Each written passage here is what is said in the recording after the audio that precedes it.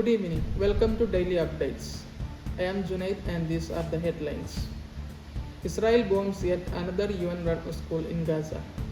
Israeli forces have killed at least 17 people after it sheltering displaced Palestinians in the Nusrat refugee camp. According to Gaza's civil defense agency, more than 18 people were injured in Sunday's attack on the UN-run Abu Oraiban school. It is the fifth attack on a school turned shelter in 8 days. Imran Khan's party to be banned by Pakistan for alleged anti-state activities. Pakistan government will ban jailed former Prime Minister Imran Khan's Pakistan Tehreek-e-Insaf party for its alleged involvement in anti-state activities. KP Sharma Oli takes oath as Nepal Prime Minister for fourth time. KP Sharma Oli was sworn in as Nepal's Prime Minister for the fourth time on Monday by President Ramchandra Paudel. Oli faces the challenge of providing political stability and securing a vote of confidence within 30 days.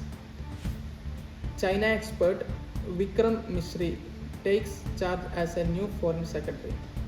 Vikram Misri, known for his expertise on China, has assumed the role of India's new Foreign Secretary.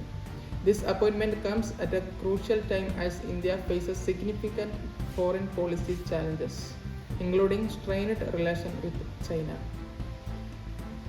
Spain defeated England to win a record fourth European Championship title.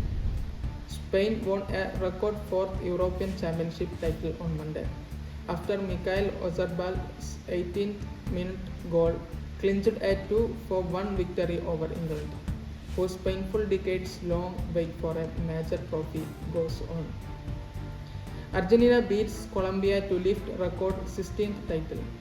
Argentina defeated Colombia in extra time after substitute Lautaro Martinez scored the only goal of the match in the 112th minute on Sunday at the Hard Rock Stadium in Miami.